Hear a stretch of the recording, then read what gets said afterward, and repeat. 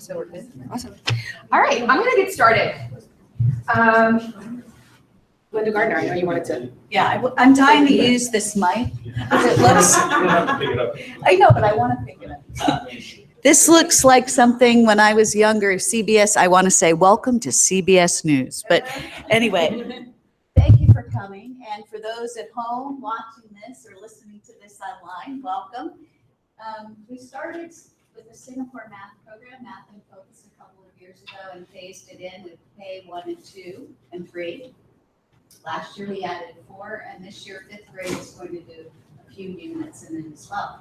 But Melissa Noga is here as our lower school expert, and we have Mr. Q here, who is the math chair for the entire school. And so he can answer questions as well, but we're thrilled you're here. Thank you for coming and taking time out of your day. But I think one of the things Melissa's going to hope to do this morning is to give you some background, but also give you some tips about how you might work with your children at home. So without further ado, Melissa. Okay, so really my main mission today is to make sure you understand that math does not stand for mental abuse to humans. You like that, Mr. Q? You can use that. You can use that. That's my first main mission, but really, I just want to give you a couple of, as Linda said, pieces to the program that you may not be familiar with. We adopted this program 2 years ago, as she said, and we are starting to see real benefits and change from our students' number sense and math perspective. So that's a great thing. This is actually one of the first slides I show my kindergarten and first graders. It says, which number is bigger? And there's a really big 2 and a really small 7. And we argue for about 10, 15 minutes about the answer to this question. And it's all because I'm using the word bigger. It's a word that I grew up using when I'm comparing numbers. But we changed our vocabulary to greater than and less than to help the students realize quantity versus size. So most of my kindergartners will say, well, the 2 is bigger. And I'll say, well, how so? And they will argue that the tall number 2 is much bigger. But then some savvy kids will say, but wait a second, the 7 has a greater value. So our teachers are getting used to changing their vocabularies. And greater than and less than versus bigger or smaller is just one of those word changes that we've made. So just to give you a little background, Singapore math is just the term that the mathematics curriculum used in Singapore, which was developed by the Ministry of Education in Singapore. And for over 15 years, Singapore has been at the top of the TIMSS, which is the Trends in Educational Math and Science Study. So if you look at this mountain right here, the United States is right in the middle-ish top, with a score of 539 average on the TIMSS. Singapore is way up there in the cloud at 618. So they're definitely doing something right. This unique approach to teaching math focuses on problem solving, deep understanding, and model drawing, which I'm going to show you a little bit of in a little bit. And it helped students excel. And now we are excelling here at Greenville.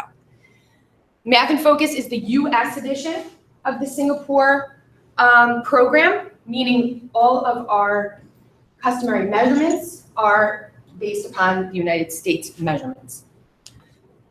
What changes did Singapore make? 4 big ideas. It de-emphasized procedural skills, meaning it really didn't just, when you add, let's put it this way, when you add 13 plus 19, we were always taught, okay, 9 plus 3 is 12. You're going to put the 2 down and carry the 1 over. Well, this isn't really a 1. What is it? What is it? It's a group of 10, right? So our students are getting used to that type of how and why this works the way it does. It emphasizes the good thinkers and problem solvers, not just skill and drill.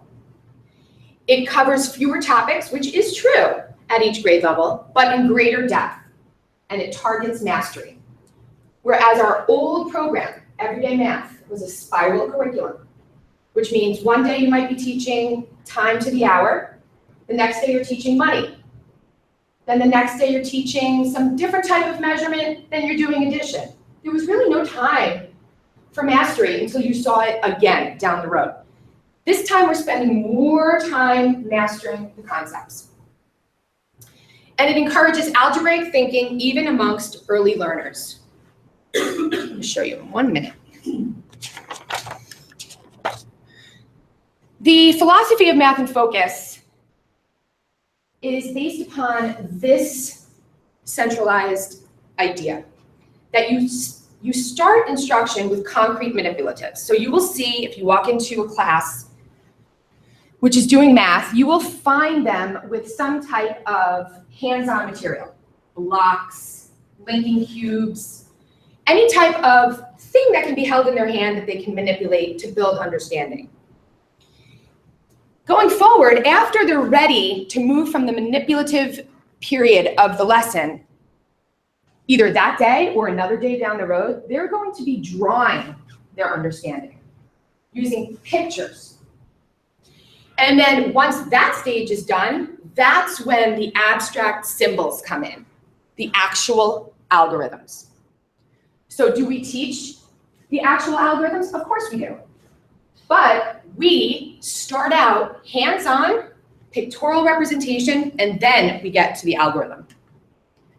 One of the things you're going to see early on is the introduction of number bonds as soon as kindergarten. A number bond is basically a pictorial representation of numbers and how they're related. For example, here's a number bond example. This is the whole. This is one of its parts. So we have 13 as the whole, 10 is one of its parts. What is its other part? 3. Okay? Is this the only answer that could work there? No, there's a lot of different numbers that could go together to make 13, okay? So basically a number bond is just a whole and its parts. And the reason we teach number bonds is it's really the basic foundation for showing how numbers are related. And then it will help lead to fact fluency. Let me show you how.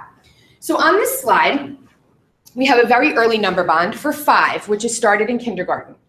So we have the whole is 5, one of the parts is 2. What's the other part? 3. Okay, that's great. So that in first grade, or even kindergarten, because they do start these in kindergarten, if you have 8 plus 5, you will know that 5 is also 2 plus 3. And it can help you because we know 8 plus 2 is 10 plus 3 more equals 13. So this is the type of thinking we're trying to get our students to do. We're trying to get them to get to that friendly number 10. It's much easier to add 10 plus 13 than it is 8 plus 5 for kids who are very young learners. And then you can see how number bonds can help with larger numbers. 25 can be broken down into 3 plus 22. How does that 3 help us? Because it links to the 37 to make it a nice even 40. 40 plus 22 is much easier for kids to think about than 37 plus 25. How come? Because there's regrouping involved, and that's really hard to do mentally. And Math in Focus really stresses mental math for students. You can see how number bonds can help you when you're talking about time. 75 minutes can be broken down into 15 and 60. If you have 3:45 plus 15, that's an even 4 o'clock. Plus 60 minutes gets you to 5 o'clock. Okay, so these are the reasons why we teach number bonds in the early grades. Another thing that our teachers have learned to do is stop calling it borrowing or carrying, because If you borrow, usually you give it back. Do you give it back when you're borrowing in math? No, you don't. So we call it regrouping. Whether it's done with addition or subtraction, you are always regrouping those numbers. So in an example like 359 plus 48,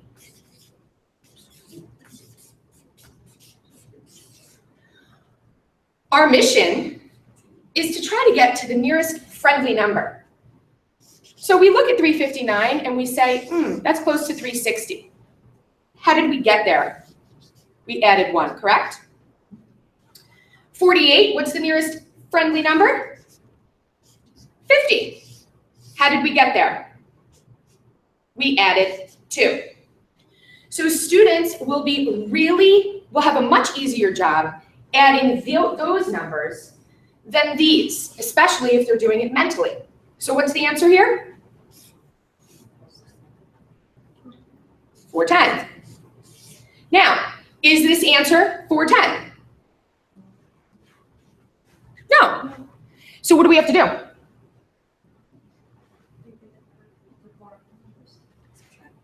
You have to subtract those extra 3 that you added on. Okay, what's my answer? 7. Okay. So those are the types of things we're getting our students to think about when we do mental math examples, okay? In the example with 421 minus 102, what do you think they want? What do you think we want them to think about? What do we want them to make that? 421 minus 102. 420 and 100. Right, 420 minus 100. Then what do we do?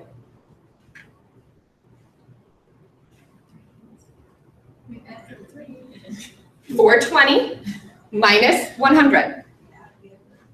Right, we have to subtract the rest back off, okay?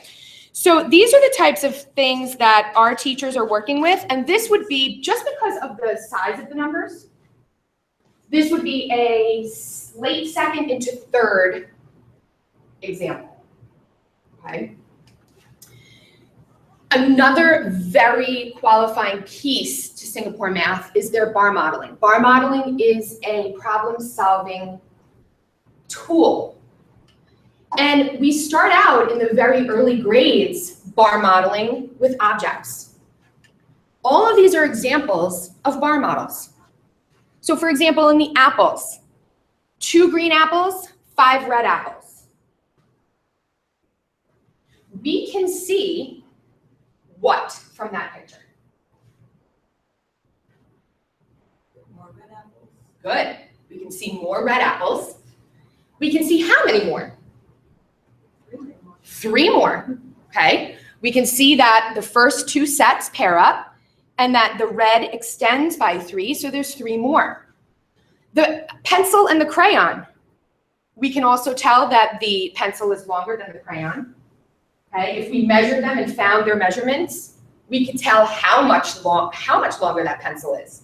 Let's say the pencil is 5 inches long and the crayon is 3 inches. Could we tell from those numbers how much longer the pencil is? We could do 5 minus 3. Okay. Once second grade hits, those bar models get a little bit more abstract. We don't use real life pictures anymore. We use bars. There's 2 main types of bar models. There's part, whole, and there's comparison. Part, whole is usually used when you want to add the 2 numbers together and find the total. Okay. In the example up here, we have the total of 1213 and one of the parts. Do you see how that could become a number bond? Okay. If you had your bar model, 1213, 368. We have a missing part here where that question mark is. If we have the missing whole, we know we need to add these 2 numbers. But we have a missing part. So what does that tell us? We need to subtract to find the missing part, okay? At the bottom, you're gonna see a comparison bar model. That's when we have two different things, okay? And we want to also find the difference, okay? For example, a supermarket has 368 green apples. There are 845 red apples. How many apples altogether? So our students will be asked to do this. The missing question mark will tell them we have a missing whole, which means we need to add those two numbers together. In this example, Eva had 317 gumballs, then she gave 132 gumballs to her brother. How many gumballs does Eva have now?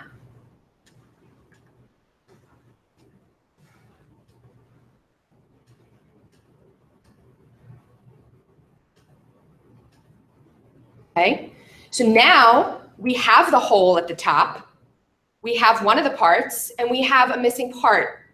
Just from what I just said to you in the last 2 minutes, what does that indicate? Addition or subtraction? Right. Many kids, early learners, don't know the difference. There's a lot of language up there. They'll see two numbers and they'll just add. So this is a great tool to help them realize what's missing in the problem and how to get it.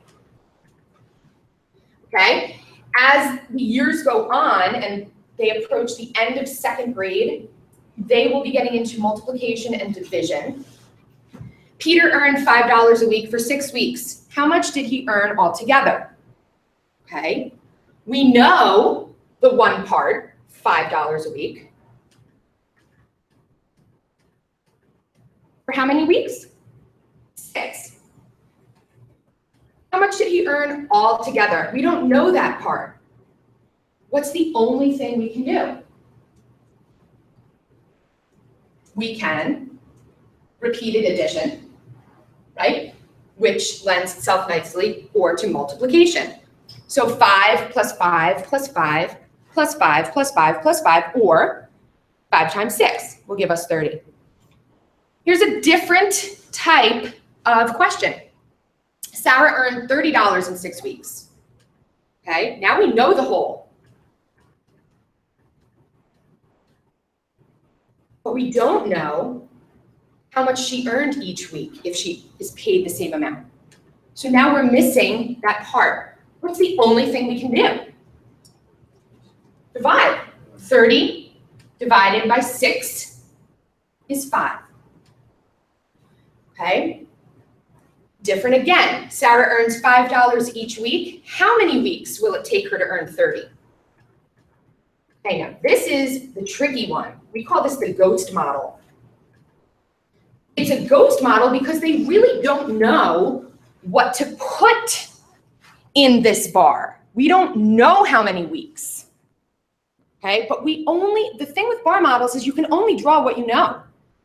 So Sarah earns $5 each week. How many weeks will it take her? We don't know, so we just put one box. And we know the total. Again, the only thing to do is divide. Okay? So this is where the different type of bar model comes in for comparison, addition, and subtraction. A lot of times I tell the kids, because they don't know whether to do a part whole or a comparison, which is when two bars are on top of each other. I usually say, when you see two people involved in the problem, you're probably going to be comparing their quantities. So you're most likely going to need 2 separate bars for people. So Ryan has 5 toy cars. Josie has 3 more than Ryan. How many toy cars do Ryan and Josie have altogether? Okay, so this is 2 parts. You need to build the model. You need to first find out how many Josie has.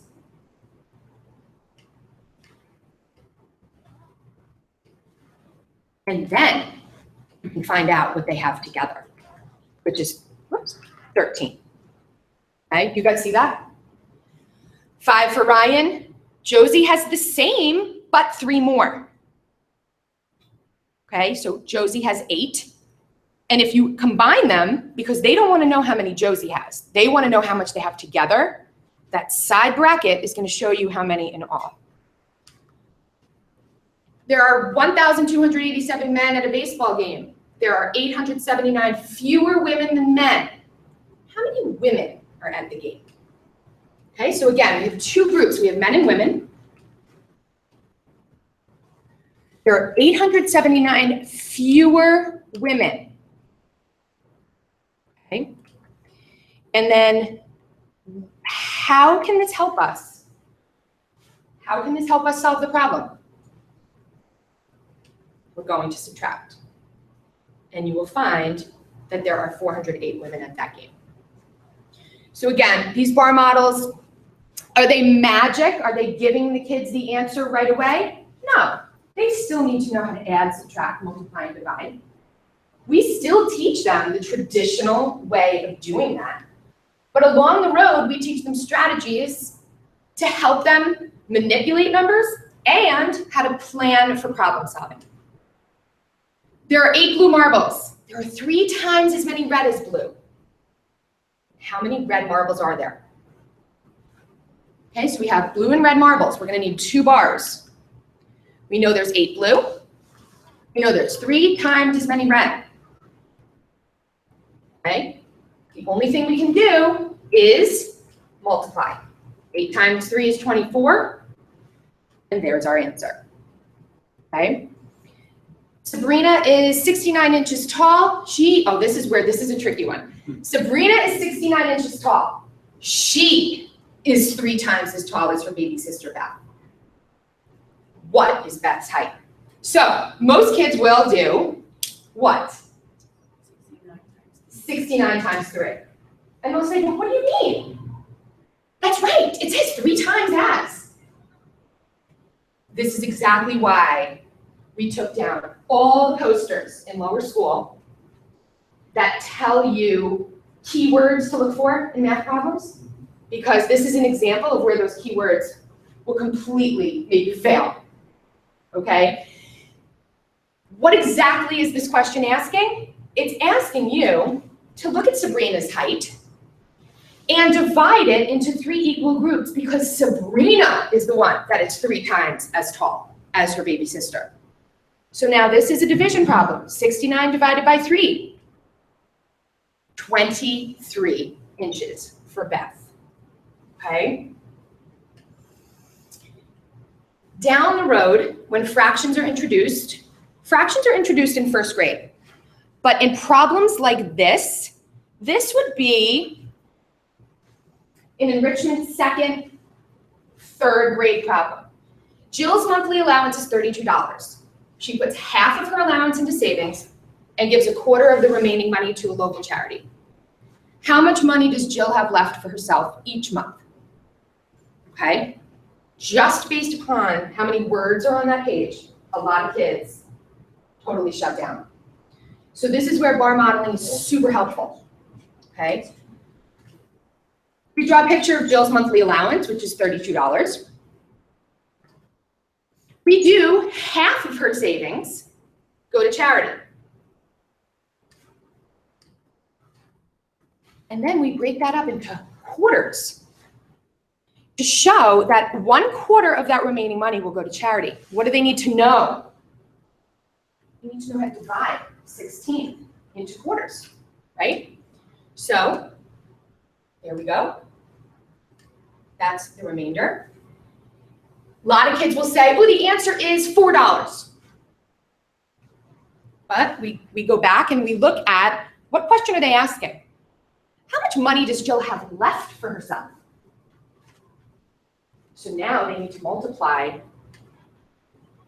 that extra money and realize that she has $12 left. Only 4 of it goes to charity. Okay. Here is a higher level fraction question where the denominators are different. Lena has some eggs in the fridge. She takes out 3/5 of the eggs to make some waffles and scrambled eggs. She uses 2/3 of the eggs she took out to make waffles. What fraction of the total number of eggs does Lena use to make waffles? So right off the bat, the kids are upset because the denominators are different. They don't know what to do. So again, this is where bar models really help.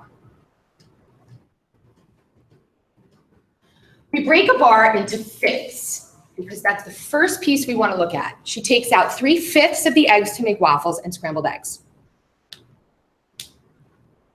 Now it says she uses 2/3 of the eggs to make waffles.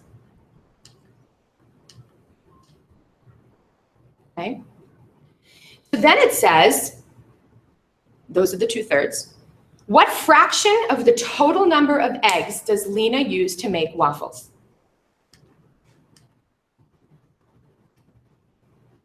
Okay.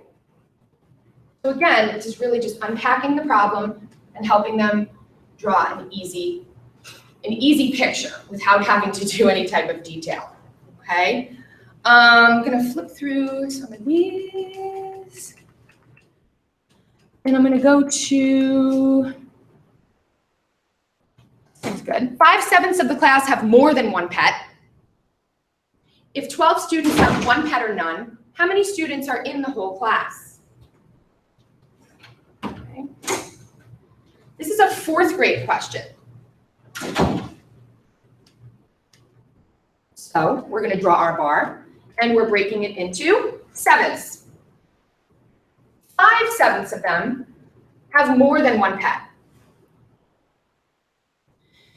If 12 students have one pet or none, so that's going to be the remainder, and there's 12 there total, we're going to divide that by 2 to figure out what goes in those boxes. How many students are in the whole class? So now we know, because those boxes are the same size, every one of those boxes equals 6. You multiply by 7, you get 42, and that's how many kids are in each class. Okay? So my reason for showing you these examples is just to show you how we start out with number bonds in the early grades. We're bar modeling with hands-on materials. And that really segues all the way through to the older grades. And we're hopeful that these strategies we're teaching them are going to be used independently when they get to more difficult problems. Are there any questions so far? I kind of threw a lot of examples at you. Okay. So at home, what can you do to practice some of these ideas? One of the most important things, which I'm going to show you after this, is that fact practice at home for addition, subtraction, multiplication, and division is still really important. We're teaching them strategies to help them become nimble with manipulating numbers, and hopefully they won't have to memorize, but there are some students that will still need that constant review of facts. This website, Math Playground, is an amazing website broken up by grade level that will give you games and activities that they can use that are based upon everything that we're teaching them here at school. So you can see there's a million, right off the bat, there's a number bond game, okay? What I want to show you is this right here, Thinking Blocks. Thinking Blocks is a game that you can play to practice bar modeling. You will see, look, part, whole, comparison. Okay, and it asks you to set up your bar model based upon the little story problem that they give you in purple. Some children went to the acting workshop. There were 9 boys and 26 girls. How many children went to the workshop? So what they're going to ask you to do is first, before you get into solving anything, label it. Boys, girls, total number of children. Okay? Then you can set up your bar model and check it. Then they're going to ask you to place in your numbers. 9 boys, 26 girls, and this is our question. This is the unknown. So now that tells us, are we adding or subtracting? heading. Okay, so we can add those up and give our answer, which is